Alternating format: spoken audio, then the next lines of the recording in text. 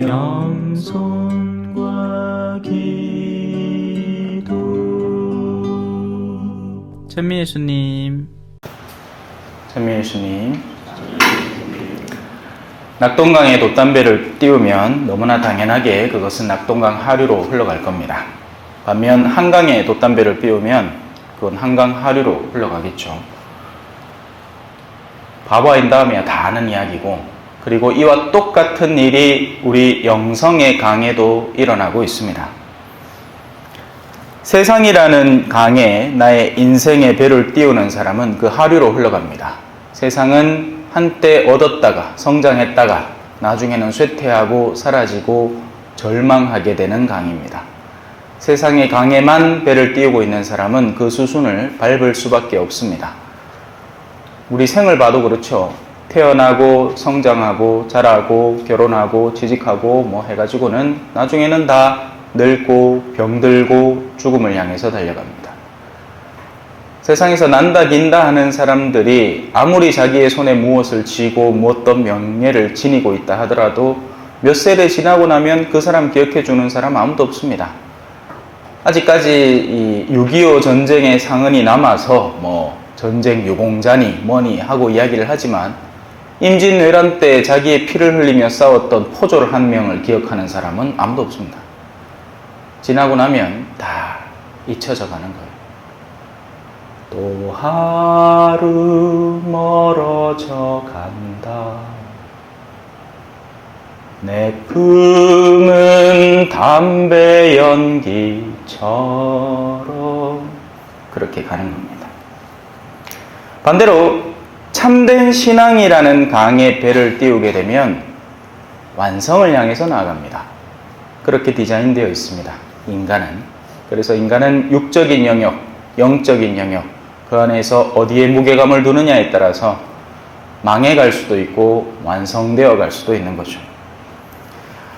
오늘 이 독서인 로마서는 그 여정을 다음과 같이 서술을 합니다. 여러분 자신도 죄에서는 죽었지만 그리스도 예수님 안에서 하느님을 위하여 살고 있다고 생각하십시오. 이게 그 말입니다. 죄 안에 계속 몸을 담아서 탐욕과 이기심, 어떻게 하면 돈을 조금 더 벌까, 어떻게 하면 더 많은 유산을 자녀에게 남겨둘까, 이런 걸 고민하고 살면 말 그대로 세속이라는 강에 배를 띄워놓은 사람이고, 그게 아니고 그리스도 예수님 안에서 하느님을 위해서 어떻게 하면 오늘 하루를 가꿀까를 고민하면 영원이라는 강에 배를 띄운 사람이 되는 거죠. 자, 그래서 오늘 이 말씀의 순서대로 여러분 자신도 죄에서는 죽었지만 첫 번째는 죄에서 죽어야 됩니다. 죽는다는 걸 모르는 사람은 없죠. 뭐 오늘 오다가 보니까 고라니 한 마리가 턱 죽어 있더라고요, 길가에. 눈은 얼마나 또 초롱초롱한지, 그죠? 네. 고라니가 얼마나 착하겠어요. 지 딴에는 착한데 지금 우리나라에 와서 순환을 당하고 있지, 그 도로에. 그게 아니고 산에서 살면 얼마나 평화롭게 잘 지내겠습니까? 무슨 맹수도 아니고. 근데 워낙에 돈을 좋아하는 우리니까 밭에 해를 끼치니 마치 나쁜 동물인 양 우리가 정해버린 거죠. 지는 집단에는 그냥 살라고 하는 긴데, 그죠? 인간이 정하는 겁니다. 그죠? 죽으면 모든 활동이 멈춥니다. 그리고 썩어 들어가기 시작합니다.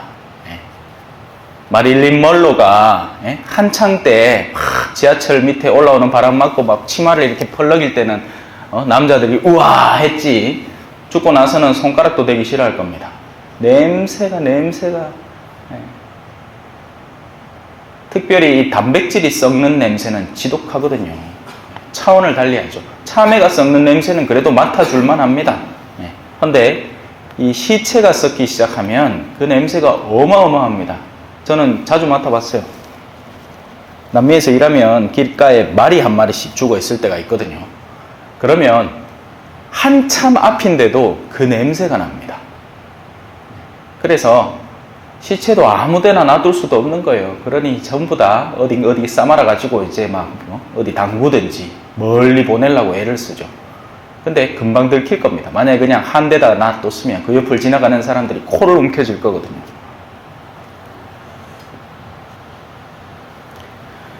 사람이 죽으면 그렇게 모든 활동이 멈춰지게 됩니다.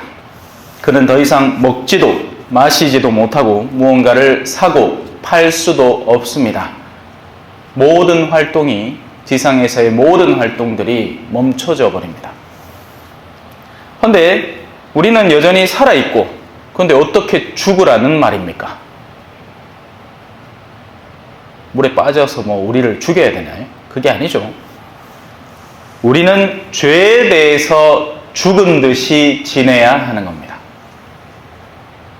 살아있는 이가 향기로운 음식 냄새에 이끌리고 그리로 다가가듯이 영혼 속에 죄가 살아있는 사람은 죄의 성향을 찾아다닙니다. 더 잦은 술자리, 자신을 망가뜨리는 수많은 활동들에 이끌리는 거죠. 부부 사이에 사랑하면 누가 욕합니까?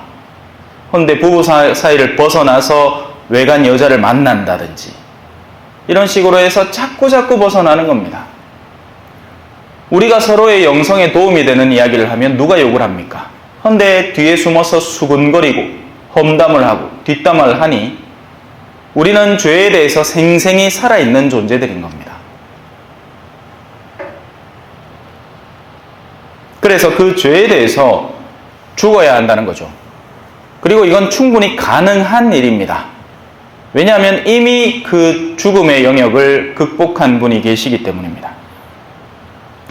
우리가 그 죄의 지배에서 벗어나기 위해서는 오늘 유난히 성사를 많이 보셨어요. 무려 3분이나 보셨습니다. 평소에 빵명에 비하면 어마어마한 숫자죠. 깜짝 놀랐습니다, 오늘. 고해소는 대표적인 죄를 끊는 곳이죠.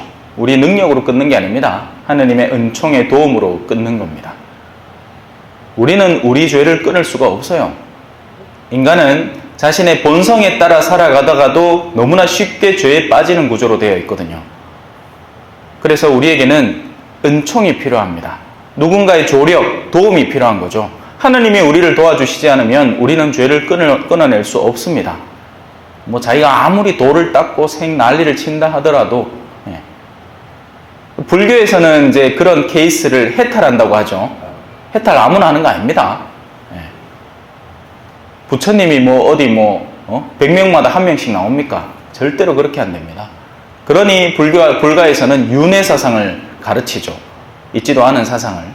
사람이 죽었다가 깨어나고 또 벌레로 깨어나고 그 다음에 또 동물로 깨어나고 고라니로 깨어나갖고 차에 덮치갖고 희생해가 죽으면 그 다음에 사람으로 태어나고 그러다가 이제 스님 되고 그 다음에 대스님 되고 그러고 최종적으로 해탈한다. 그걸 하려면 몇 겁의 시간을 보내야 한다는 겁니다. 이 영겁의 시간이라는 것, 겁이라는 건 철산 하나가 있는데 천사가 이 목욕을 싹 하고는 옷을 입고 싹 지나다가 철산을 옷으로 싹 건드리면 그 철산이 닳아 없어지는 시간이랍니다. 말이 됩니까? 그 누가 계산합니까? 아닙니다. 우리 생은 한 번뿐입니다. 우리는 전생도 후생도 따로 없습니다. 우리는 이 지상의 삶을 살고 있고 영원으로 갈 수 있는 선택지를 지금 쥐고 있습니다. 그래서 어둠을 하루빨리 끊어내야 합니다. 어둠을 지니고 사는 것만큼 어리석은 사람도 없습니다. 하느님께서 기꺼이 도와주시겠다 하고 너희의 어둠을 끊어주겠다 하고 항상 우리를 기다리시는데 자신의 마음속에 그 어둠을 품고 살아가는 사람만큼 고집스럽고 어리석은 사람도 없습니다.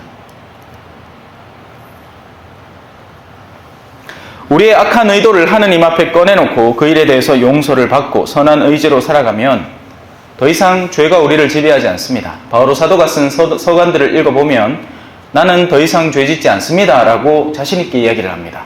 왜냐하면 죄를 지을 의도 자체가 존재하지 않기 때문이죠.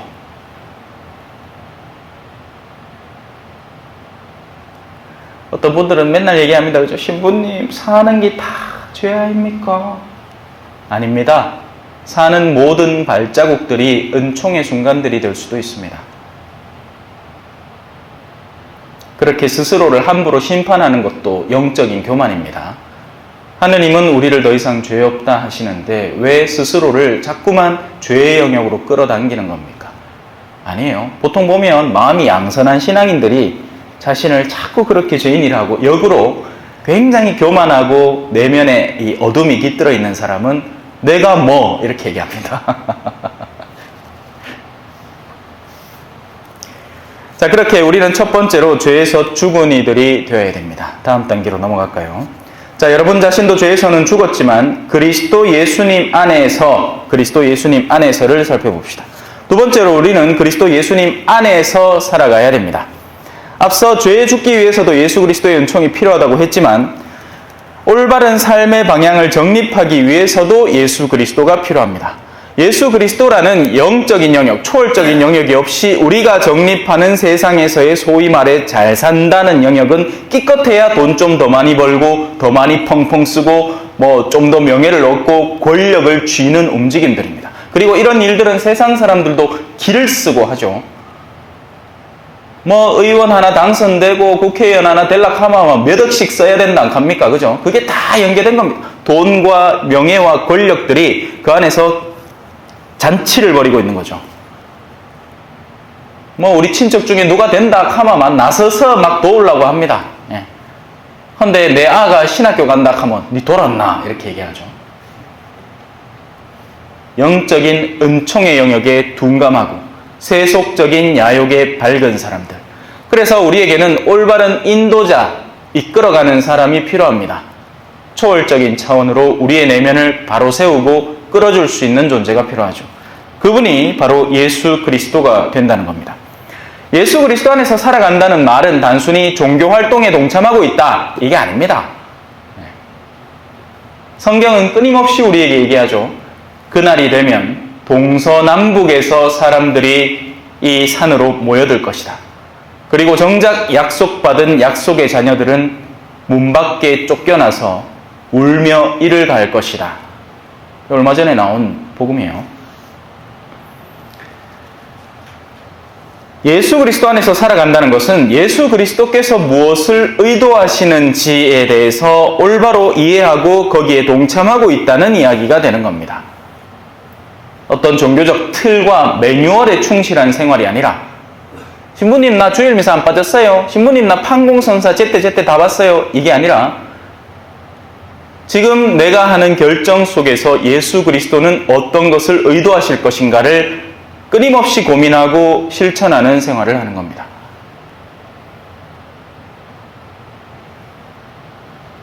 그런 사실 가정들이 많죠. 겉으로는 거룩해 보입니다. 때 되면 성당 나오죠.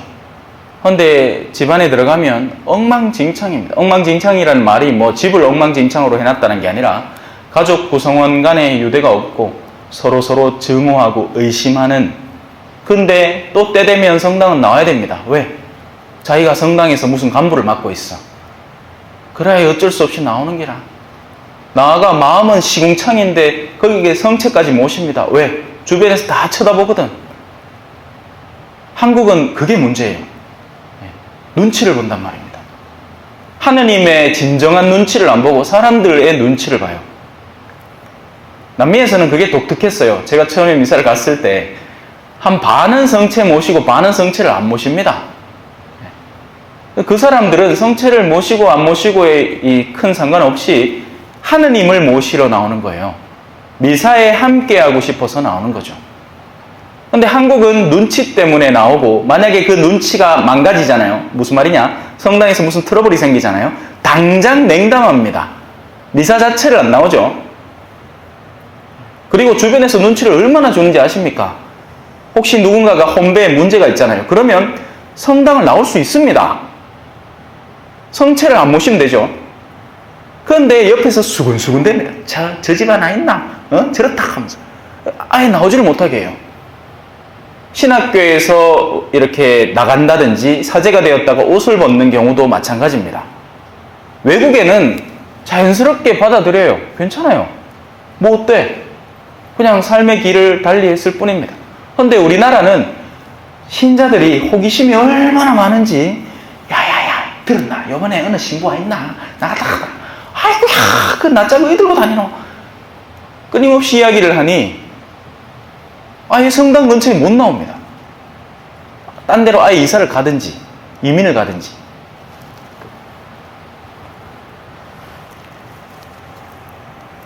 예수 그리스도 안에서 살아간다는 것은 종교적인 틀을 충실히 하는 게 아니라 예수 그리스도께서 본질적으로 의도하시는 바를 이해하고 깨닫고 실천하면서 살아가는 것을 의미합니다. 그래서 필요하다면 나병 환자도 만져야 되고, 어제 복음이죠. 가난한 이들과도 자진해서 어울려야 합니다. 필요하다면 부유한 이의 집에 초대받아 가서 함께 먹기도 해야 되고, 필요하다면 안식일에 손을 안 씻고 밥을 먹을 수도 있습니다. 복음을 전하는 것이 목적이 되는 삶이 예수 그리스도의 삶이기 때문입니다. 자, 이제 마지막 하나 남았습니다. 여러분 자신도 죄에서는 죽었지만 그리스도 예수님 안에서 하느님을 위하여 살고 있다고 생각하십시오. 하느님을 위해서 살아간다. 우리의 최종 목적지에 대한 감각을 잃지 않는다는 겁니다. 가끔 가다가 사람들은 내가 왜 사는지를 까먹어요. 막 자녀한테 엄청 들러붙어 있다가 오늘 복음에 나오죠. 아들이나 딸을 나보다 더 사랑하는 사람도 나에게 합당하지 않다. 아들하고 딸한테 마음을 엄청 준 겁니다. 근데 걔들이 나를 섭섭하게 해버렸어. 그러니 내가 이래 살아가 뭐하겠노? 하고 앉았습니다. 아니요, 그래도 살아야 됩니다. 왜? 우리가 하느님의 자녀이기 때문이죠. 내가 누구누구 아빠, 누구누구 엄마가 아니라 하느님의 자녀가 가장 근본적인 개념이 되는 겁니다. 그런데 이걸 상실해버리는 이들이 너무나 많습니다. 일하다가 경제적으로 확 무너지고 나니까 아이고 내 이래 살아가 뭐하겠노 하고 죽을 생각을 합니다. 겁도 없이. 하느님 앞에 어떻게 나아가려고요? 어떻게든 살아내야죠. 우리는 세상의 어떤 지점을 향해서 달려가고 있는 이들이 아닙니다. 앞서도 얘기했지만 우리는 이미 그런 데서 죽어야 됩니다. 우리는 이 세속이라는 강에 배를 띄운 사람들이 아니란 말이에요. 우리는 세상의 모든 것이 그쳐질 것을 알고 끊임없이 배우고 있는 이들입니다. 세상의 모든 것들은 다 그 마지막을 향해서 달려가는 것을 열심히 배워왔습니다. 지금까지. 그런데도 아직 세상의 어떤 지점이 너무나 탐나기만 합니다. 그래, 우리 자매님들 머리가 허해지만 그게 부끄러워가지고 얼른 염색을 합니다. 그죠? 젊다는 소리 들으려고. 젊음이 온 세상이 추구하는 방향이니까 나도 그리로 가고 싶은 거죠. 10년 더 젊어 보이려고. 방향을 바꿔야 돼요. 우리는 영원한 생명을 위해서 달려가고 있는 이들입니다. 그곳에서는 앞서 말한 복음의 구절처럼 하느님께서 우리를 기다리고 계십니다. 이걸 모르는 사람이 누가 있느냐고 하겠지만 제가 앞서 말씀드렸듯이 이걸 모르는 사람이 사실 너무나 많습니다. 내가 무엇을 위해서 이 모든 것을 하고 있는지. 지상의 어느 지점을 목적으로 살아가는 사람은 사실상 앞서 우리가 죽음에 대해서 검토했듯이 끊임없이 그것을 나날이 잃고 살아가는 것과 같습니다. 젊음을 쥐면 쥐려고 할수록 우리의 몸은 더욱더 늙어가면서 멀어지죠. 한참 꽃필 때 이팔청춘이라고 하잖아요. 그죠? 고리고름 말아지고서 누구를 기다리나 낭낭 18세 아닙니까? 그죠?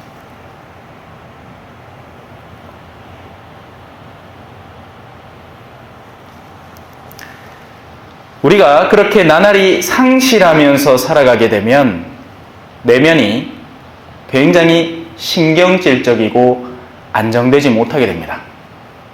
남편만 보면 화딱지가 나고 이 사람만 애만 내가 젊었을 때 더 좋은 남자를 만나갖고 피나나의 얼굴에 동동구리문 바르면 살 끼인데 그나마 피부가 탱탱하니 늙지도 않을 끼고 필요하면 시술도 좀 받고 보톡시도 맞고 실리콘도 좀 여가 얼굴을 두툼하니 입술도 도톰하니 만들어 놨을 끼인데 음한 남자 하나 만나갖고 내가 이 밭에서 생고생을 해가며 아직도 고생을 해가 피부가 새까만 아까도 공소 들어오는 길에 옆에 자매님 한 명 토시 딱 끼고 안 탈랐고 요 챙 있는 모자 하나 탁 찌고 마스크도 늘다른 거 하나 찌고 이래 열심히 걷습니다.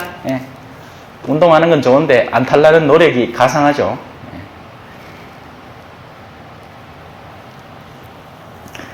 반대로 하느님을 목표로 살아가는 사람은 나날이 자신의 성장세를 더해가고 목표를 완수해가기 때문에 마음이 갈수록 안정적이 되어갑니다. 편안해지는 거죠. 삶을 누리고 즐기게 됩니다. 모쪼록 우리 내면에 있는 영혼의 물잔들을 얼른 세속의 것들을 비워내기를 바라겠습니다. 그래야 다른 걸 채워 넣을 수 있게 되죠. 로마서는 이렇게 말합니다. 우리가 그리스도와 함께 죽었으니 그분과 함께 살리라고 우리는 믿습니다. 잃어야 얻고 죽어야 삽니다. 너무너무 간단하지만 간단하지 않은 논리입니다. 아멘. 찬미 예수님, 겸손과 기도.